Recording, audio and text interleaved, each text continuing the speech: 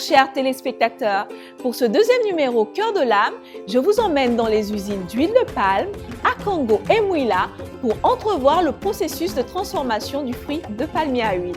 Mais pour l'instant, le sommaire. Le Gabon est en passe de devenir le plus grand pays exploitant d'huile de palme d'Afrique. Notre équipe de reporters s'est rendue dans l'usine de transformation d'huile de palme à Congo et dans une pépinière à Mouila. Y a-t-il des risques pour l'environnement ou au contraire favorise-t-elle le développement rural? Nous recevrons sur notre plateau Georges Boussougou, assistant manager HVC, pour répondre à certaines questions que vous vous posez sur le développement de cette activité dans notre pays. En fait, dans tout travail, c'est, je crois, la volonté, je pourrais dire, être ambitieuse et ne pas être complexée. Le portrait de la semaine nous emmène à Mouila, à la rencontre de Petroni, devenu chef d'équipe émérite, venu à Libreville pour subvenir aux besoins de ses 4 enfants. Petroni est retourné dans son village natal pour profiter des recrutements d'Olam au sein des villages impactés. Avec plus de 10 000 employés, Olam est le premier employeur privé du pays. Le groupe est implanté dans plus de 70 pays, dont 28 en Afrique. Et comme vous le savez, Olam a établi un partenariat public-privé avec le gouvernement.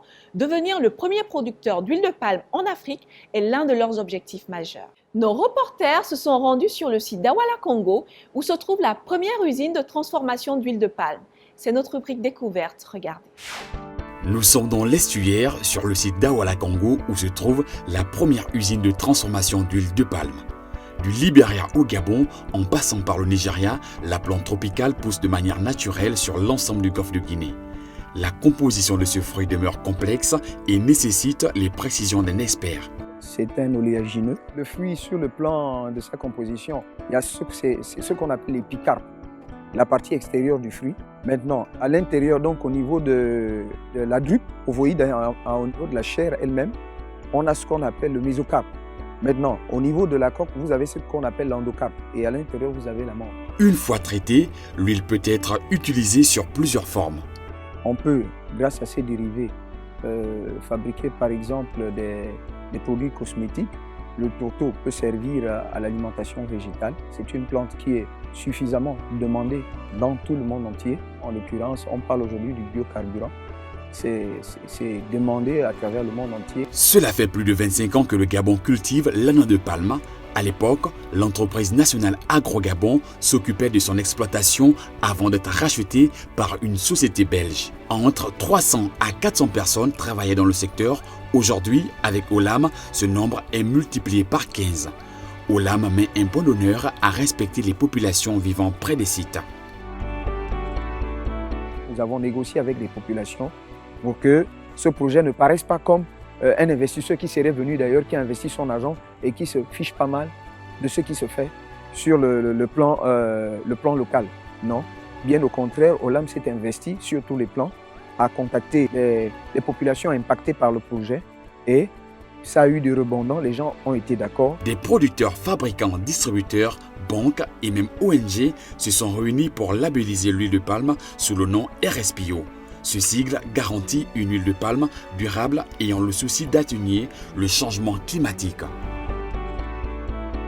Le palmier à huile s'inscrit dans une méthodologie qui lui est propre, mais également il permet aujourd'hui au Gabon d'employer bon nombre de Gabonais.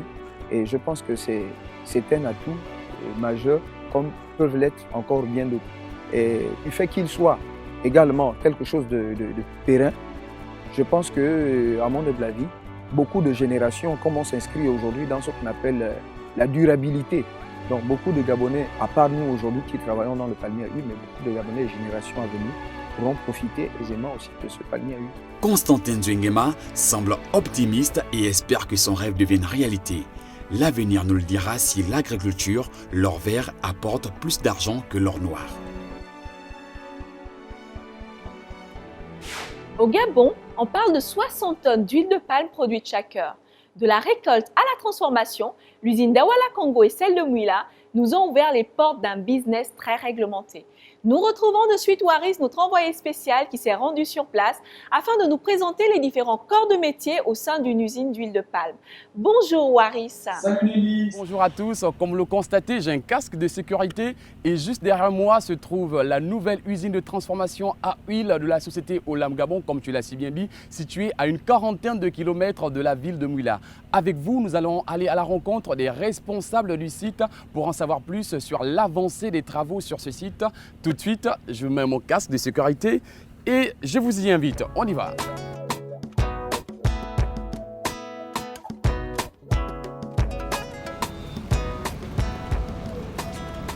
Bonjour. Bonjour. Waris. Bonjour, bienvenue. Alors vous allez bien? Husseini. Ok. Alors nous sommes actuellement en face de ce magnifique bâtiment en construction et une vue panoramique nous permet de constater que les travaux ont réellement progressé. Avec vous, si vous le permettez, nous allons faire une visite guidée. Ça vous dit, on y va? Oui, Ok, oui, merci. please.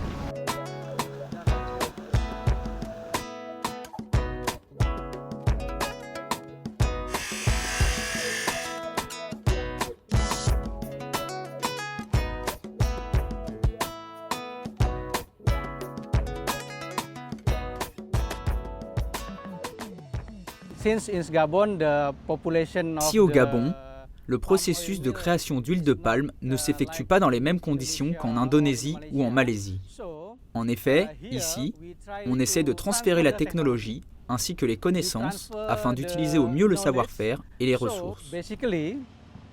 Vous savez, sur une plantation, il est nécessaire d'avoir une usine. On peut même dire que pour chaque 5000 hectares de plantation, il faut une usine comme celle-ci.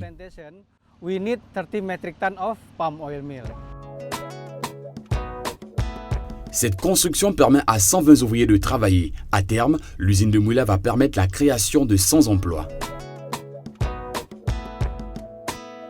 Fini la visite de l'usine en construction ici du côté de Mouila, vous posez certainement la question de savoir comment fonctionne une usine terminée. La réponse, c'est tout de suite, mais du côté de Congo. Suivez-moi.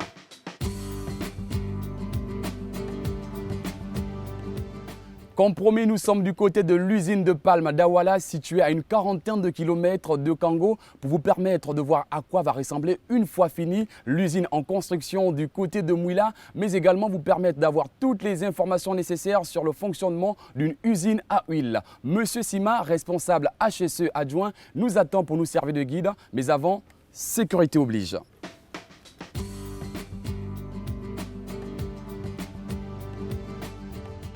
Bonjour Monsieur Sima. Bonjour Monsieur Waris. Et merci de nous recevoir sur ce site de l'usine d'Awala. Notre objectif est de décrypter le fonctionnement d'une usine à huile. Présentement, nous sommes situés à quel niveau et à quelle étape? Ici, nous sommes à la première étape qu'on appelle généralement le pont bascule. Donc lorsqu'on reçoit les régimes frais de la plantation, tous ces camions viennent et se font peser ici au niveau du pont bascule. Et on a notre opérateur à l'intérieur qui lui prend le tonnage. Par rapport à ça, on peut avoir une estimation de la quantité d'huile qu'on pourra avoir. D'accord, ça ne bascule pas directement du côté de l'usine, ça passe obligatoirement par ici. D'accord, c'est la première étape. Ensuite, après cette étape, justement, lorsque on prend le tonnage, on se dirige tout droit au niveau de la rampe de déchargement où on va faire d'abord le contrôle qualité avant de bénir. Ensuite, lorsqu'il baigne, c'est le processus. Est-ce que vous pouvez nous conduire du côté de cette rampe? On y va.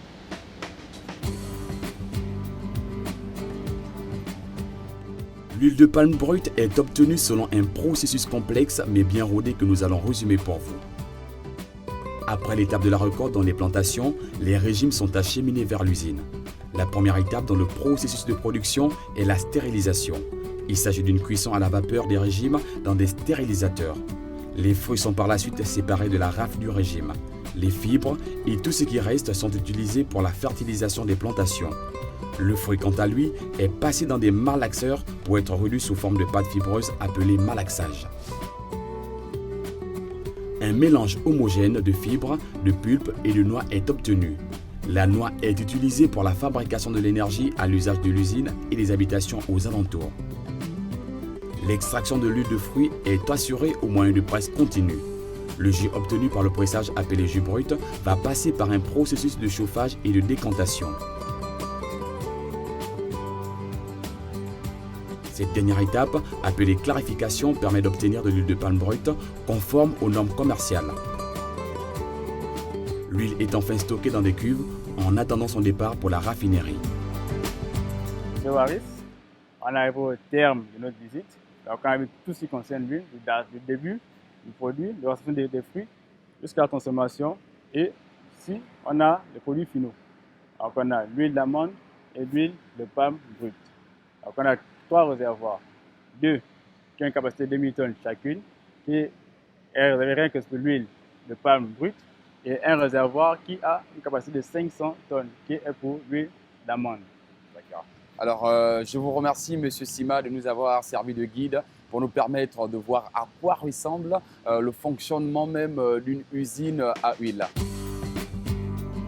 J'espère que vous avez pu apprécier cette visite guidée et que désormais vous avez toutes les informations nécessaires sur la transformation de l'huile ici sur le site d'Awala, mais également ça vous a permis de faire un parallèle sur l'usine en construction du côté de Mouila et cette usine du site d'Awala.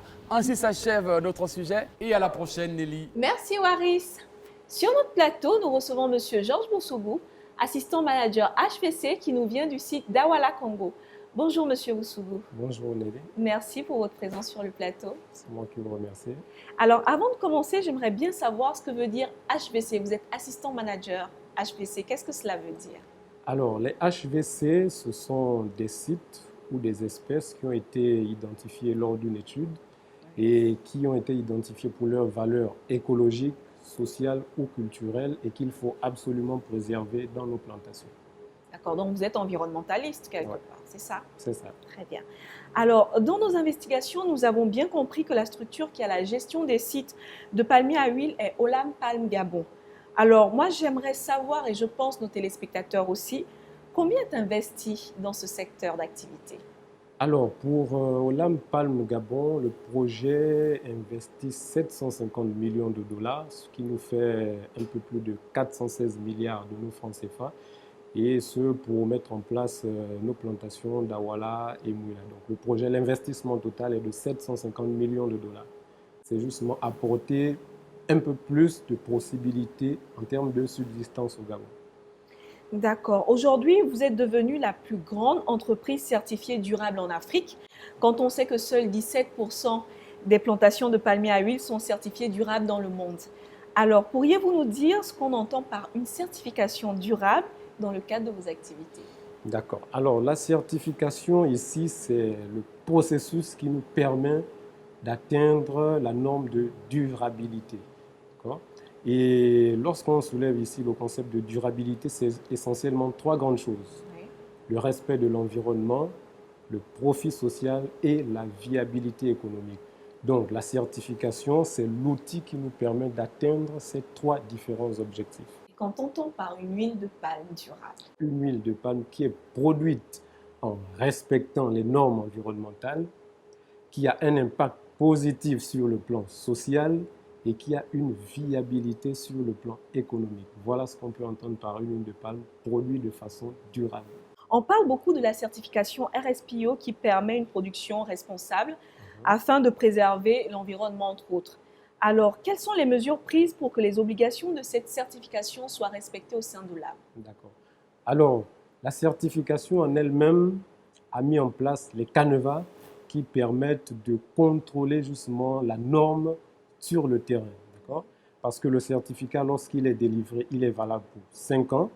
Et chaque année, nous avons des audits de surveillance qui permettent de vérifier si nous sommes toujours dans les standards minimums. Sinon, aller toujours de l'avant. Donc, c'est là la certification en elle-même qui met en place les canevas qui permettent de canaliser justement les différentes politiques qui doivent être au minimum mises en place.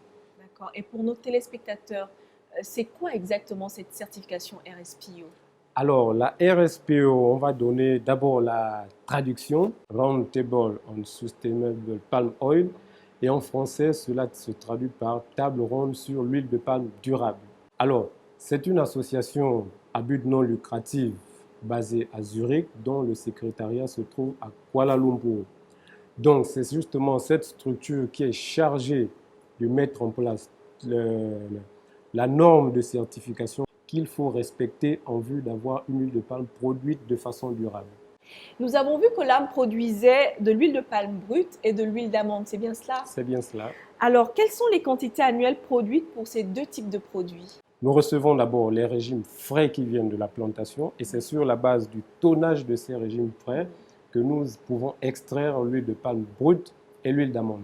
Donc, ce qui fait que si nous avons, par exemple, en provenance des plantations, un tonnage de 100 000 tonnes de régime frais, nous pouvons avoir juste 22% qui vont devenir huile de palme brute et 4,5% vont devenir l'huile d'amande. Donc, pour un tonnage de 100 000 sur les régimes frais, nous allons avoir une capacité de 22 000 tonnes d'huile de palme brute et 4 500 tonnes d'huile d'amande. Et pour 2016, en termes de quantité produite, nous avons pu traiter 35 000 tonnes du régime frais, ce qui nous a produit à peu près 7 500 tonnes d'huile de palme brute et un peu plus de 1 500 tonnes d'huile d'amande. Et pour l'année 2017, nous estimons atteindre la barre des 100 000 tonnes de fruits frais, ce qui pourra nous donner en termes d'huile de palme brute 22 000 tonnes et l'huile d'amande 4 500 tonnes. Maintenant, à long terme, nous espérons atteindre une production de l'ordre de 50 000 tonnes d'huile de palme brute et un peu plus de 10 000 tonnes d'huile d'amande. Ce sont de gros challenges, monsieur. Exactement. Pour finir, la vente est dédiée à quel type de marché? Alors, nous avons deux types de marchés. D'abord, le marché local. Et ici, justement, sur le marché, nous distribuons auprès de la raffinerie de Lambaréné. Et la raffinerie de Lambaréné, elle fait les produits de consommation, notamment l'huile de consommation et les savons. Et ce, pour l'huile de palme brute et pour l'huile d'amande. Et l'autre part de marché que nous avons visé, c'est l'exportation. Et pour ce qui concerne l'huile de palme brute, nous exportons vers le Cameroun et l'huile d'amande, nous exportons vers Barcelone en Espagne. Merci, monsieur Boussougou, pour toutes ces précisions. C'est moi qui vous remercie pour votre invitation. À la découverte d'une femme d'exception, courageuse, qui après avoir essuyé plusieurs échecs, a décidé de repartir à Mouila, sa ville natale, pour profiter de l'emploi prioritaire mis en place dans le cadre du contrat social de l'âme avec les populations de cette zone. Aujourd'hui, elle est devenue chef d'équipe sur le site du PK19 à Mouila. C'est notre portrait de la semaine. Regardez. 4h30, l'heure du réveil quotidien de Petroni. Chef d'équipe chez Olam, cette trentenaire se doit d'être organisée. C'est le départ. Bon, je prends mon camion. Des fois j'ai peur, mais je marche. Je marche avec mon Dieu. Partant de la maison jusqu'à là où je prends mon camion, en gros, ça me prend 15 à 20 minutes. En tout cas, c'est un quartier sécurisé. Ça me fait... Je suis née ici, j'ai grandi ici. En tout cas, il n'y a pas de danger, pas de risque. Pour favoriser les villages enclavés, l'entreprise Olam met à disposition des employés des navettes pour acheminer son personnel. D'habitude, je monte en cabine, exceptionnellement, à cause de vous, je me mets derrière. Il y a des jours, quand je monte dans le camion, quand je me sens vraiment fatiguée, après les 15 minutes plus tard, je m'endors. Bon, il y a des jours où on peut ouvrir un débat qui est intéressant. En cabine, on discute. Mais quand nous n'avons rien à nous dire, je m'endors. Je me lève tous les matins. Ça fait 4 ans et 3 mois tous les matins. Tous les jours, c'est 4h30 et je suis sur pied. Après 30 minutes de trajet pour gagner son travail, Petroni doit pointer comme tous les autres employés, car en cas d'absence, elle n'est pas rémunérée. Tout semble millimétré. La première chose que je fais dès que j'arrive au site, à mon heure, je pose mon numéro matricule, je mets ma biométrie. C'est ce qui prouve en sorte que je suis arrivée aujourd'hui au travail. Je me mets là où j'attends mes éléments d'habitude. Habituellement, je les attends. Dès qu'ils voient que je suis là, ils se mettent à rang et on procède à l'appel. Si Petroni est de nature souriante et positive, elle sait aussi se montrer stricte. Il a reçu une demande d'explication parce qu'il a quitté son poste de travail avant l'heure. Donc il faisait pratiquement 11 heures, on n'avait pas encore fini de travailler. C'est comme ça que je lui ai remis une demande d'explication. Il ne m'a pas dit qu'il partait. Petroni supervise le travail d'une vingtaine de personnes en respectant des règles sanitaires essentielles. Ma mission principale, c'est de voir ma plantation propre. En fait, voir le palmier. Le palmier est comme une femme. Il faut nettoyer, bien comme ta maison. Il faut que ta maison soit propre, afin qu'il y ait la bonne vue des gens quand ils arrivent. Là, nous avons la combinaison, telle que celle, elle est déjà habillée. Elle a sa combinaison, elle a son toucan et elle a les gants. En fait, se protéger le corps, le nez et aussi les mains. De façon minutieuse, Petroni contrôle les mélanges de son équipe qui reçoit 10 barils d'eau par jour. Le Roundup sert à tuer l'herbe, l'herbicide. Donc lui, uniquement on pompe, uniquement autour du palmier. Vous voyez, c'est mort. Nous sommes d'abord passés avec le Roundup. On a d'abord pompé le bas, le sol, le tour du palmier. Ce que vous voyez mort. Donc il faudra que le palmier soit propre. Empêcher que le pilaria étouffe le palmier.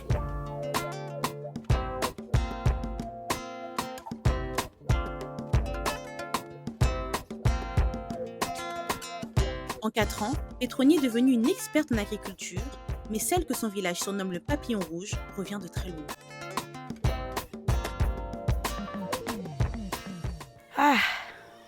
Avant que je ne sois au LAM, sans vous mentir, j'avais des petites occupations, mais ce n'était pas vraiment ça. Comme je vous disais tantôt, j'ai fait le ménage, j'ai géré les bars, la vie n'était pas facile. Donc, vous avez 30 000 avec 4 gosses, comme je disais, dont je suis le père et la mère de ces enfants en question. Donc, du coup, la vie, c'était pas ça. Et j'ai habité dans une maison familiale, la maison de mon père, qui n'avait que 3 chambres, qui n'a que 3 chambres, dont mon père a 5 gosses. Donc, du coup, moi, j'ai ma chambre. Mes parents étaient obligés même de libérer la maison pour se mettre dans une petite maison parce qu'il fallait que leurs enfants soient sous un toit. Et dans ma chambre, je dormais avec mes enfants. Mes premiers jours à Olam, sincèrement, j'allais abandonner parce qu'avant, on était payé à la pièce. C'est chacun qui faisait son salaire. J'essayais de me donner jusqu'à ce que j'arrivais à faire plus de 400 sachets jour. Donc des fois je faisais 800 sachets. Et 800 sachets, tu as 10 000 jours. Donc du coup, c'était maintenant. Donc quand tu arrives le matin, tu ne cherches même pas à prendre ton petit déjeuner. Directement, tu attaques les sachets. Et quand tu as 800 sachets, tu as tes 10 000. Donc imaginez maintenant 10 000 jours, après 2 semaines, waouh! Et là, je me suis lancée. Et c'est par là, à chaque fois, mon chef m'observait. Et c'est de là qu'on me sort chef d'équipe. Grâce à ses salaires, Petroni a pu réussir son objectif et offrir la maison de ses rêves à ses proches.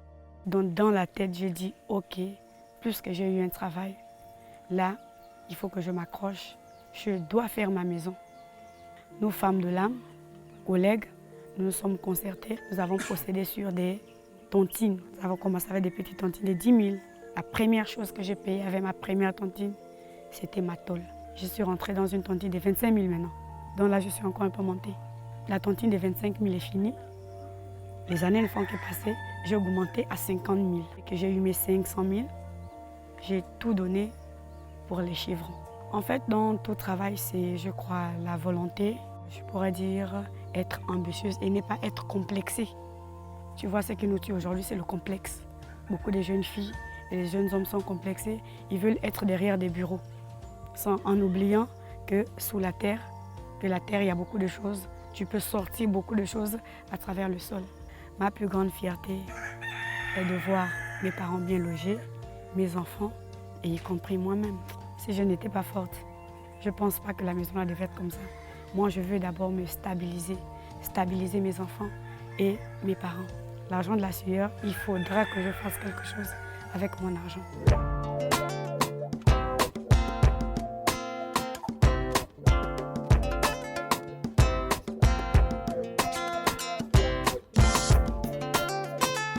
C'est vraiment grâce à la terre que je m'en sors aujourd'hui, sans vous mentir. Olam m'a apporté vraiment un gros.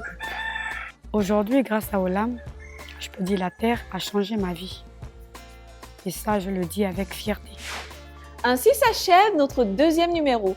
La semaine prochaine, nous vous emmènerons sur le site de Moutassou à la découverte de l'activité dans les champs de palmiers à huile. Pour l'instant, je vous donne rendez-vous la semaine prochaine, même jour, même heure, sur cette antenne. En attendant, prenez bien soin de vous. Au revoir.